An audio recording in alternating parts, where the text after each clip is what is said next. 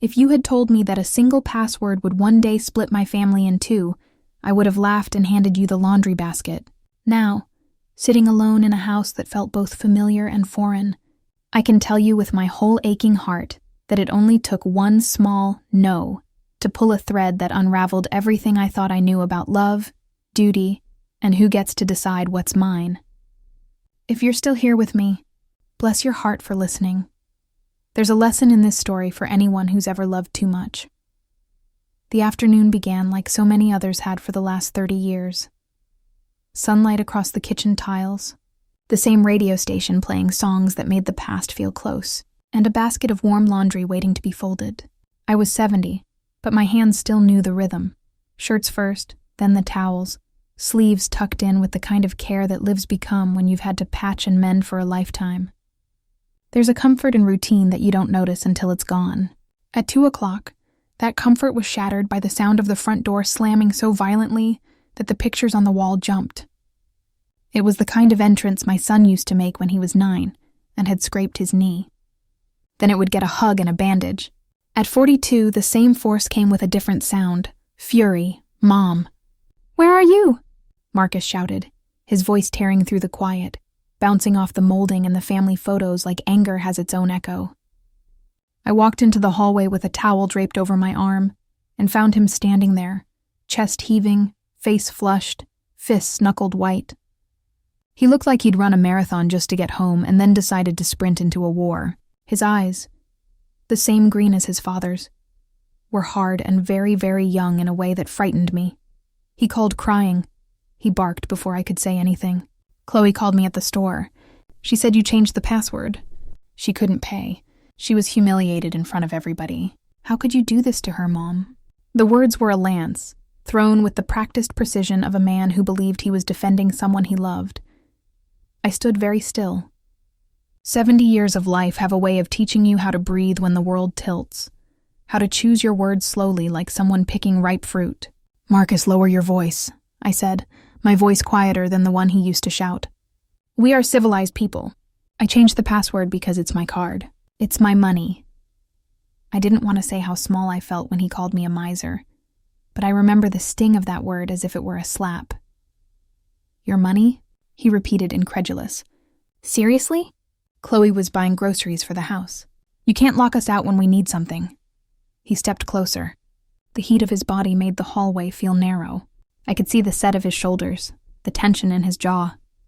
This was my child, my son, who had been small enough to fit on my lap, now towering over me like a judge. "We're family," he said, as if that settled everything. And there it was, the old argument in a new voice. Family had once meant something sacred to me. It was the reason I worked double shifts after Robert died, the reason I swallowed my exhaustion and went to parent-teacher meetings, the reason I borrowed from myself to give Marcus a down payment on his first apartment. Family was my currency, but having watched my savings slowly thin over 2 years, I had begun to see a different ledger, the one that added up the dinners, the spa days, the unasked-for shoes. The math sat heavy in my chest and I could no longer turn away. "Chloe is welcome in our home," I said, and the words trembled with my own need to believe them. "But my credit card is not a household utility." I sat down in my favorite chair, the one with the faded armrests where I'd nursed Marcus, where I'd read him stories and tucked him in during storms, because I needed something steady beneath me. He paced. His shoes tapped the hardwood in a rhythm of impatience. He accused me of being generous all my life, and then, when generosity came with limits, of being stingy. "Miser," he had said. The word lodged in me like a stone. I thought of all the nights I'd worked, of the scholarship money I'd scraped together, the long drives to visit relatives, the small, steady choices that had built a life. I'd never asked Marcus to repay the kindness I'd given. But money, like truth, has a way of surfacing in the most inconvenient places. "You need to leave," I told him then simply. Not because I wanted to be cruel, but because dignity matters. "I will not be spoken to like that in my own home." The sentence made his face go pale. He accused me of paranoia, of losing my faculties. Those words, that I wasn't capable of handling my finances, cut deeper than any angry shout. My own son suggesting I hand over what was mine as if responsibility could be transferred like a bill of sale. He stormed out when he chose, slamming the door as if to mimic the thunder inside me. But the car tires squealed too quickly, and that anger turned into an ending I did not want to accept. I watched the taillights fade and the house settled into an altered quiet, the kind that felt like a new room with the same furniture. I went back to my chair, closed my eyes, and let the memory of his face checkmate me. The shock, the righteous certainty, the contempt. The phone rang. It was Chloe, her voice a knife of hurt and accusation. "Sylvia, I know you're there." "How could you do this?" "Marcus is devastated." She made a sound like a victim. I let the answering machine take the call because I needed to feel the air in the house without someone else's words filling it. The clock on the wall said 3:30. 2 hours had passed and my life had been condensed into a scene from a lifetime's worst fears. That afternoon, I did what I always did when the world narrowed. I cooked. There is a rhythm to chopping onions, to the way steam rises off boiling water, that grounds the mind. The potatoes slipped under my knife, and I thought of the boy Marcus had been, the one who used to sneak cookies and giggle when I pretended not to see. I thought of Robert. I thought of the years of steady, careful work that had filled our house with the things that make a life livable. I also thought of a bank statement I had put off looking at for weeks because sometimes the bills tell truths you're not ready to hear. The truth, when it arrived, was merciless. I had begun to notice small things. A perfume charge that wasn't mine, dinners out that I didn't remember, cash withdrawals at times when I'd been at home. One favor here, a couple of dollars there, until the sum was no longer small. Chloe's requests had always been emergencies, plausible and immediate and wrapped in gratitude. "I'll pay you back Friday," she would say. Friday would come and go. Another emergency would replace it.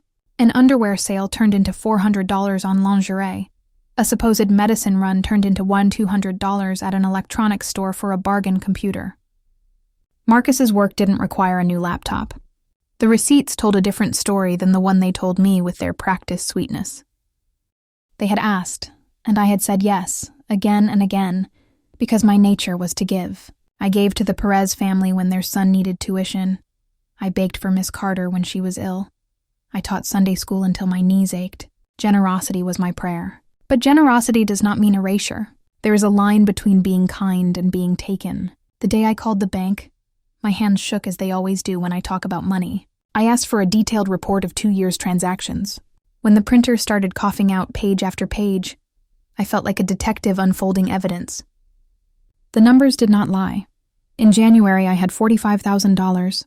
By June, nearly $26,000 was gone. The charges painted a life I didn't live. Fancy restaurants I'd never been to, boutiques where handbags cost more than I'd ever allowed myself, spa treatments with names that felt foreign. For the first time in my life, I saw my savings vanish in high definition. I felt betrayal like a physical thing, a cold that moved through the house. Then, hidden under important papers in my lockbox, I found something that made me cold in a different way. A photocopy of my credit card, both sides, with my CVV number written plainly, and in the corner a small note in Chloe's looping handwriting. For emergencies. C. I handled it like evidence a thief might leave in a crime scene. How long had she had access to this? When had she been in my room without my knowing? The idea that someone had made a copy of my card and kept it like a passkey to my life filled me with an old, deep anger that surprised me with its heat. I called Chloe and kept my voice steady, though my stomach felt hollow. "Where is my card?" I said. There was a pause and then that practiced sweetness. "Oh, Sylvia, I have it like always," she said. "We've been holding it for emergencies." Holding it for emergencies. That phrase felt like a hand closing over something tender. "Return it," I said simply. "I need to have it with me." She came over anyway, as if it were normal to stroll into someone else's house and place their hand on the cushion as if it were their own. She set the card on my coffee table like an offering, but then leaned forward, her expression wounded in the way actors make wounded, and said, "You don't trust us anymore." The accusation hung in the air like a shard. "Your family has been using my money for months," I answered. "I have the statements. I have the receipts. I'm not attacking you. I'm protecting what I worked for." I wanted to say it gently, to put the paper between us like a shield. But Chloe's eyes narrowed just enough to show the truth. She was used to getting her way. Marcus came home and found us like actors in a scene that had been building for months. He tried to reason with me, to explain how a bargain on a computer could save time at work, to paint the purchases as investments in their future. He spoke of humiliation at the grocery when a card declined. He spoke of family. He spoke of me like I was a problem to solve, not a person with a life of my own. Family money is for the whole family, Chloe told me, with a smile that would not meet my eyes. It sounded neat, tidy, and cruel in a way I had not imagined. I thought of the garden outside, the begonias and geraniums, the bougainvillea climbing faithfully along the fence. I had planted every one of them with my hands. I had fed them, watered them, watched them through seasons. Why couldn't my relationship with my son be tended with the same care? Why couldn't respect grow in the shade of my years? I want you to leave for today, I told them. They did, with the promise that they hoped I would reconsider. The hollow promise of people who assume the world will bend back to them. For 3 days there was a silence in the house that felt like a held breath. No calls asking for money, no surprise arrivals with urgent needs. It was a silence I had asked for, and yet it tightened around me like a noose. On the 4th day I sat down with all the statements again, spreading them like a map of how my life had been spent by others. The truth looked mechanical, columns and dates and vendor names, and yet each line was a human story I'd been blind to. Won $200 at Tech World, $800 on perfumes, $500 at a jeweler. It wasn't theft in the cinematic sense. It was a slow siphon, polite and persistent.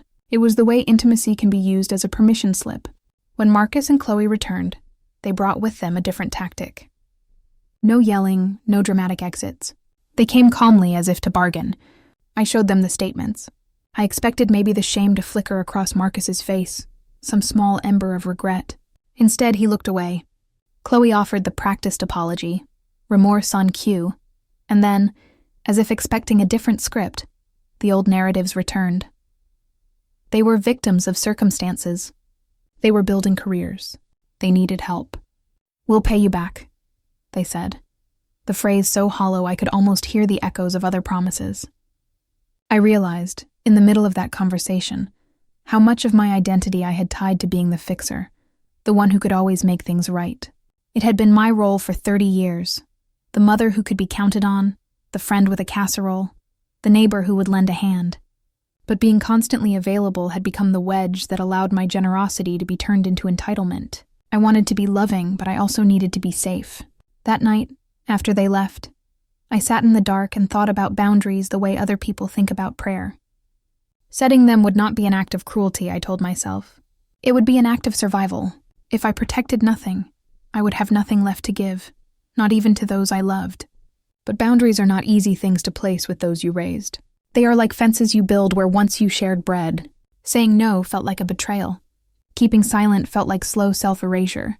There is more to tell, and what happened next is the moment the story tilted. But before I go on, if this story is tugging at something in you, if you have ever felt exhausted by the giving that goes unreturned, take a breath with me. You are not alone, and you deserve to protect the life you have built. Keep listening, because in the next part, the choices I made to reclaim my money lead to consequences I could never have predicted. Consequences that will force me to choose between keeping my dignity and keeping my family. That night I didn't sleep. The house was still, but inside me a storm spun with no mercy. Every creak of the wood, every whistle of the wind through the windows, sounded like Marcus's voice repeating those words. "You're a miser. You can't handle your finances. Family money is for the whole family." I lay on my back staring at the ceiling, and the ceiling looked like a ledger. The cracks in the plaster turned into columns of numbers, lines of subtraction where pieces of my life had been erased without my permission. At 2:09 a.m., I got out of bed and went to the kitchen. I brewed tea, chamomile, the same kind Robert and I used to drink before bed. And I thought of him. If Robert had been alive, would Marcus have dared to speak that way? Or was it my fault, because I had been both mother and father, giving and giving until my son thought I was made of endless wells? The kettle whistled, sharp as a scream, and I poured the water, my hands trembling. I whispered into the empty kitchen. "Robert, what would you do?" but there was only the silence of a man gone 20 years. The next morning, I made a decision. I went to the bank. I walked in with my purse clutched tight and my chin high, though my legs felt like they were made of thread. The young man at the counter wore a neat tie and had a polite smile, the kind of smile that didn't quite reach the eyes. "How can I help you today, ma'am?" he asked. I slid the folder of statements across the counter. "I need protection," I said. "From my own family." He blinked, surprised, but he nodded. He whispered something to his supervisor, and they led me into a private room, a little glass cube with a desk and 2 chairs. I sat down and explained everything. The copied card, the unauthorized purchases, the lies. The banker listened, his face growing more serious by the minute. He told me I could freeze the account, create a new one, change passwords, and set up alerts for every transaction. When I left the bank, clutching my new card, I felt both stronger and lonelier. Protecting myself meant erecting walls between me and the people I had loved most. It felt unnatural, like wearing armor in my own home, but armor was better than being stripped bare. 2 days later, the calls started. First, it was Chloe. Her voice dripped honey, but the sting underneath was sharp. "Sylvia, the card didn't work at the pharmacy. I was trying to pick up Marcus's medication.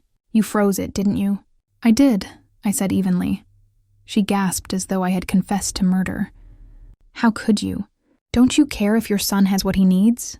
"Marcus is 42, I replied. "He can pick up his own medication. He can pay for it with his own earnings." The silence on the line was heavy. Then softly, she said, "You're pushing us away.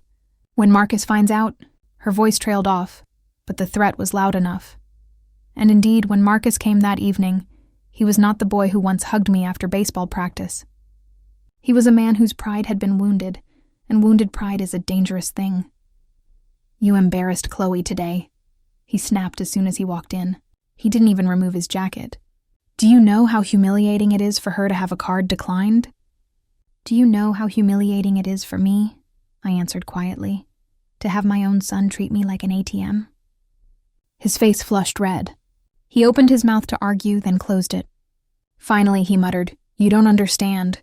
"You never do." He slammed the door and left again. I sank into my chair, tears hot and heavy. Never understand? I understood all too well. I understood the way they looked at me, not as a mother, not as a woman who had sacrificed, but as a bank account in human form. For a week, I held firm. I cooked my meals, I watered my plants, I called my friend Dolores to chat about church matters. I tried to stitch my life back together, but on the 8th day, a knock at the door rattled me. When I opened it, I found Chloe standing there with a basket of muffins, smiling like an angel. "I made these for you," she said sweetly. "Can we talk?" Against my better judgment, I let her in. She set the basket on the table, sat across from me, and reached for my hand. "Sylvia, I think we got off on the wrong foot. We're family. We shouldn't be fighting over money." I pulled my hand back. "Chloe, it's not just money. It's trust. And you broke it." Her smile flickered, then returned. "You're right. And I'm sorry. But Marcus and I are under so much stress. You don't know what it's like to juggle bills, rent, groceries." "Oh, I don't?" I interrupted, sharper than I intended. "I raised a child on one income after my husband died. I worked double shifts. I stretched $1 until it screamed. Don't you dare tell me I don't know." Her face tightened. The sweetness was gone, replaced by steel. "Then you should understand why we need help." "Needing help is not the same as stealing it," I replied.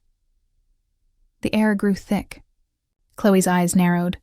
"Marcus won't forgive you if this continues," she said softly, almost like a prophecy. When she left, the muffins sat untouched on the table.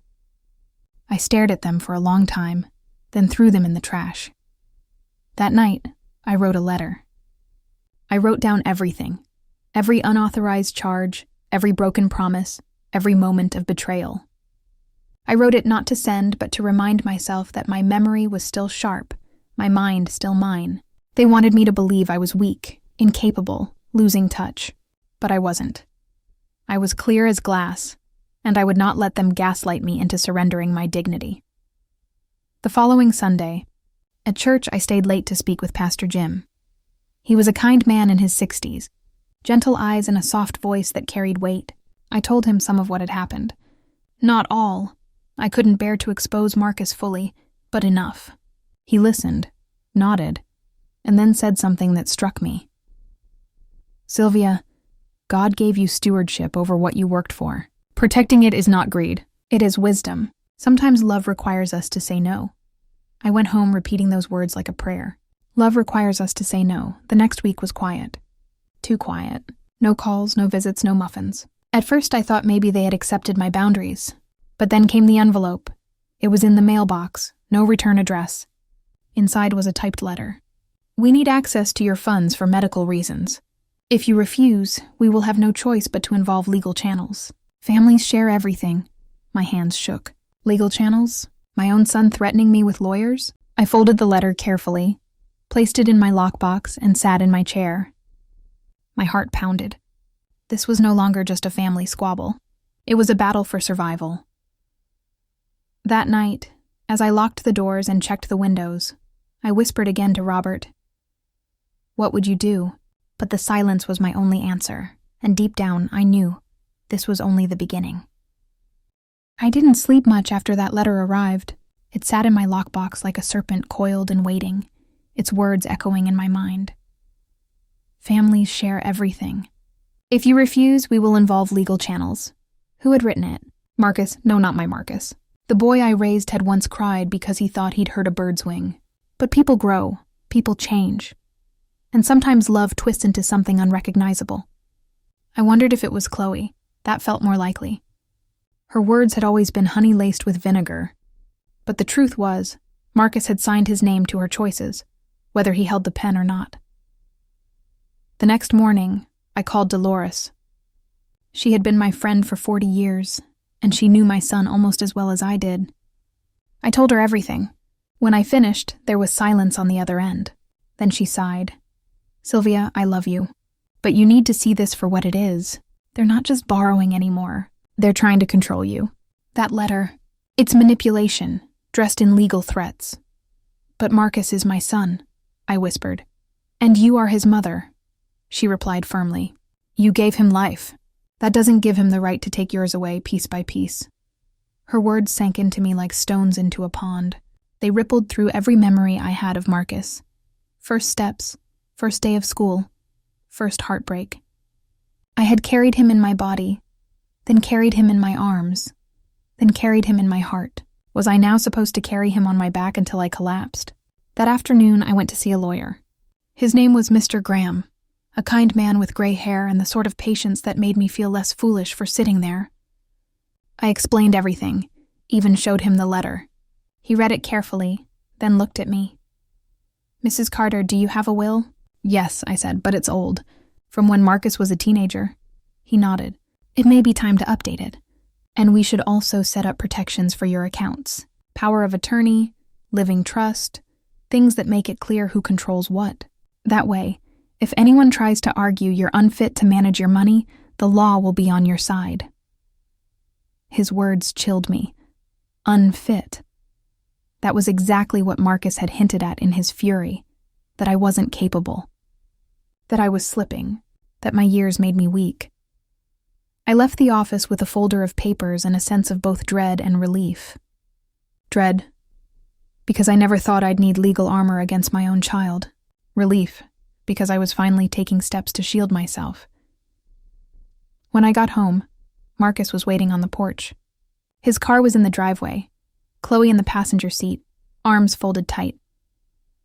Mom, we need to talk, he said as soon as I stepped out of the car. I looked at him carefully. He seemed tired, his hair unkempt, his shirt wrinkled. But there was still a fire in his eyes, a fire that scared me more than any exhaustion. Not tonight, I said softly. I'm not ready. He stepped closer, lowering his voice. Mom, you're making this harder than it needs to be. Chloe and I, we're drowning. You have money just sitting there. Why not help? Because helping is not the same as surrendering, I answered. His jaw tightened. You're choosing money over family. No, I said, my voice trembling but firm. I'm choosing survival over being erased. He stared at me as though I'd spoken a foreign language. Then he shook his head and walked back to the car. Chloe rolled down the window and called out, "This isn't over, Sylvia. You'll regret making this a fight." The car roared away, leaving dust in the driveway and a hollow ache in my chest. That night I prayed. I hadn't prayed like that in years. Not the gentle prayers of thanks. Not the soft prayers of guidance. But the desperate prayers of someone on a battlefield. Lord, give me strength. Give me clarity. And please, please don't let my son hate me forever. Days passed. Then weeks. The phone was silent. No knocks on the door. No muffins, no shouts, no threats. For a moment I thought maybe it was over. Maybe they had given up. But trouble has a way of returning just when you start to breathe again. It was a Friday morning when the knock came. I opened the door to find two strangers in suits. One held a clipboard, the other a folder. "Mrs. Carter?" the taller one asked. "Yes." "We're here on behalf of your son, Marcus Carter. We need to ask you a few questions regarding your ability to manage your financial affairs." The floor seemed to tilt beneath me. I gripped the doorframe. "Excuse me?" "It's standard procedure," the man said, flipping through his folder. "There's concern that you may no longer be capable of handling your own finances. If that's the case, your son may be granted conservatorship." Conservatorship. The word hit me like a slap. I had read about it in the news. Elderly parents stripped of their rights, their children given control over every dollar, every decision. Prison made of paperwork. I answered their questions as calmly as I could. Yes, I paid my bills on time. Yes, I managed my accounts. Yes, I remembered my social security number, my address, my birthday. I even pulled out my neatly balanced checkbook to show them. After half an hour, they left, promising to file their report. I closed the door and leaned against it, my whole body shaking. Marcus had done it. My own son had tried to declare me incompetent. That evening, I called Dolores again. She came over with a pot of soup in her steady presence. I told her everything, every word, every detail. She listened, her brow furrowed. "You need to fight this," she said firmly. "You need to show them you are strong, capable, sharp as ever." "I shouldn't have to prove that to my own child," I whispered. "No, you shouldn't," she agreed. "But sometimes the people we love most are the ones we must defend ourselves against the hardest." That night, I sat at my desk and began writing again. Not just letters this time, but my story, my life, every sacrifice, every choice, every battle I had fought to get here. I wrote because I needed to remind myself, and maybe one day remind Marcus, that I was not weak, that I had built this life brick by brick, and I would not let it be stolen with ink on a page. But as I wrote, I felt the weight of what was coming. This wasn't just about money anymore. It was about power, dignity, and survival, and the storm was only gathering. Because the next morning, I received a notice in the mail. A court hearing had been scheduled. My own son was taking me to court. The envelope trembled in my hands as I read it again and again, each word heavier than the last. Hearing scheduled. Petition for conservatorship. Applicant, Marcus Carter. My son's name, printed neatly on legal paper. Felt like a blade. I set it on the table, but it didn't stay there. It followed me through the house into every room, clinging like a shadow. For days, I moved like someone sleepwalking. I cooked, I watered the plants, I folded laundry, but all the while the date burned into my mind. October 14th. That was when I would sit in a courtroom, and my own child would stand against me, arguing that I was too weak, too old, too confused to manage my life. Dolores came over every evening, bless her soul. She would pour tea and we would sit side by side in silence. Sometimes she held my hand. Sometimes she reminded me, "Sylvia, you are stronger than this storm. Remember who you are." But when I looked in the mirror at night, I saw not strength, but the lines of age, the fragility of 70 years. Would the court see that too? Would they see a woman or just a number? Mr. Graham, my lawyer, prepared me carefully. We went through documents, bank statements, my neatly balanced checkbook. He even quizzed me like a teacher testing a student. What's today's date? Who is the president? How much is your monthly electricity bill? I answered each question with calm precision, though inside, fear gnawed at me. Finally, the day came. I dressed in my best navy suit, the one Robert had always said made me look dignified. I pinned on a small silver brooch, his gift to me on our 30th anniversary, and whispered, "Stay with me today, Robert." The courthouse was cold, all marble and echoes. When I stepped into the courtroom, my knees wobbled, but I held my head high. There, on the other side, sat Marcus and Chloe. He looked tired, almost gaunt, his tie crooked. She looked polished, her lips pressed into a thin, triumphant smile. When the judge entered, we all stood. My heart hammered in my chest. The proceedings began. Marcus spoke first. His voice was soft, practiced. "Your Honor, my mother has been struggling with her memory. She forgets appointments, misplaces important papers, and has made irrational financial decisions. My wife and I have stepped in to support her, but we are concerned she is no longer capable of managing her affairs responsibly. We love her dearly, but we fear for her safety and security." Each word felt like a lie painted as love. I wanted to shout, "That's not true," but I stayed still, gripping the edge of the table until my knuckles ached. Then Chloe was called. She spoke with tears in her eyes, her voice trembling like a saint's. "Sylvia is a wonderful woman, but she refuses help. She changed her password suddenly, froze accounts, and even accused us of stealing when all we wanted was to care for her. We just want what's best for her." I stared at her, astonished at the performance. If I hadn't lived through it, I might have believed her. Finally, it was my turn. My lawyer guided me to the stand. My heart pounded, but when I opened my mouth, my voice was steady. "I am 70 years old," I began, "and I have lived alone since my husband Robert passed 20 years ago. I have managed my home, my bills, my life without anyone's help. I may forget where I set my glasses, but I have never once forgotten how to protect myself. What my son calls irrational is nothing more than me saying no to constant demands for money. I am not incompetent. I am not weak. I am a mother who loves her child, but love does not mean surrendering my life." I pulled out my checkbook and held it up. Here is every bill, balanced to the penny. Here are my bank statements, showing every transaction I questioned. And here, I unfolded the copy of my card Chloe had left behind, is proof that my trust was broken. The courtroom was silent. Chloe's face drained of color. Marcus shifted uncomfortably. The judge leaned forward, eyes sharp. "Mrs. Carter, do you feel you are under financial pressure from your family?" I took a breath. "Yes, Your Honor. They have treated me not as a person, but as a source of money. And when I finally said no, they tried to paint me as incompetent. That is not care. That is control." My words echoed in the room. I felt Robert's brooch warm against my chest, as though he were reminding me, "You are not alone." The judge called a recess. I sat down trembling, while Marcus refused to meet my eyes. Chloe whispered in his ear, her jaw tight. When the hearing resumed, the judge spoke clearly.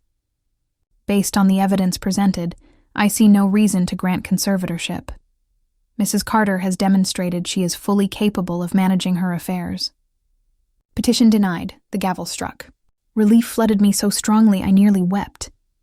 But then I saw Marcus's face. Not relief, not even shame, only cold resentment. Chloe's hand gripped his tightly, her nails digging into his skin. As I walked out of the courtroom, I felt both victorious and broken. I had kept my freedom, my dignity, but at what cost? My son looked at me not with love, but with betrayal, as though I had abandoned him. That night, the house was quiet. Too quiet. I sat in my chair, the brooch still pinned, and wondered if winning had also meant losing forever. But deep down, I knew. The battle wasn't over. When people believe they are entitled, denial only fuels their fire, and I feared what Marcus and Chloe might try next. The night after the courtroom victory, I sat in the quiet of my home, trying to believe it was over. The gavel had come down in my favor. The judge's words were clear, but in my heart I knew Marcus and Chloe weren't done. They had tasted power, and when people taste power, they don't surrender it easily. For a few weeks, life returned to something like normal. I tended the roses in the garden, cooked my stews, and visited Dolores every Saturday. She'd pat my hand and remind me, "You stood tall, Sylvia. Don't you forget that." And yet, there was always a heaviness in my chest, like waiting for a storm cloud to burst. Then it happened. I came home one afternoon to find the front door slightly ajar. My breath caught. I stepped inside, clutching my purse tightly. The living room had been rifled through, drawers pulled out, cushions tossed aside. I hurried to my study, heart racing. The safe, where I kept Robert's watch, the deed to the house, and the emergency cash, stood open. Empty. I sank to my knees. My world tilted. Someone had broken into my sanctuary. The police came, took fingerprints, made notes, but they spoke in vague terms. "No forced entry," the officer said almost casually. Could be someone with a key. My stomach dropped. Marcus had a key. I had never asked for it back. That night, sleep refused to come. Every creak in the house set me on edge. I thought of Robert, of how he used to sit up with me when I was anxious, telling stories until I drifted off. Now there was only silence. Days later, my fears were confirmed. The bank called. "Mrs. Carter, there's been unusual activity on your account." Several large withdrawals. My savings nearly drained. The officer's words echoed. Someone with a key, I knew then. It wasn't a burglar, it was my son. I wanted to deny it, to believe Chloe had pressured him, that he was innocent, but the evidence screamed otherwise. Marcus had chosen this path. My baby boy, the child I once rocked to sleep, had robbed me blind. Dolores urged me to go back to court. "You can't let them get away with this, Sylvia." But the thought of another courtroom, of standing across from Marcus again, shattered me. I didn't want battles anymore. I wanted peace. So I did something I never thought I'd do. I called my granddaughter Emily. Sweet Emily, just 23, with her father's eyes before bitterness clouded them. We hadn't spoken in months. Chloe had made sure of that. But Emily answered. And the moment she heard my voice break, she said, "Grandma, I'm coming." She arrived that evening, arms wrapping around me with a gentleness I'd almost forgotten existed. "You don't deserve this," she whispered. "You've given everything, and they're tearing you apart." Together, we made a plan. I closed my accounts, opened new ones, changed every lock in the house. Emily stayed for a week, helping me put things back in order, laughing with me in the kitchen as though nothing had happened. For the first time in months, I felt light again. But Marcus noticed. He called, his voice dripping with anger. "So now you're turning my own daughter against me?" I held the phone tight. "Marcus, you've turned yourself against me. I never wanted this." His silence was colder than words. Then he hung up. I knew then. I had lost him. Not to death, but to greed, to the choices he'd made. And perhaps, in a way, that loss was harder. The weeks turned into months. Slowly, I healed. My finances were safe. My house was mine again. Dolores and Emily became my pillars. Life was quieter, lonelier, but steadier. One evening, as I watched the sun dip behind the garden, Emily squeezed my hand. "Grandma, you taught me something. You taught me that love is not the same as allowing someone to destroy you. I'll never forget that." Tears filled my eyes, but they weren't only tears of sorrow. They were tears of release. I realized then, my story wasn't just about loss. It was about survival, about standing tall even when those you love most try to cut you down. Marcus never came back. Chloe never apologized. Maybe one day they will, maybe they won't. But I had chosen myself. I had chosen to live, not merely exist under someone else's shadow. And in that choice, I found something greater than grief. I found freedom. So now, when I sit on the porch and listen to the wind in the trees, I don't feel broken. I feel whole, because I survived the people who thought they could steal my dignity. And that, dear heart, is the lesson I pass to you. Never let anyone, no matter how close, take the life you built with your own 2 hands.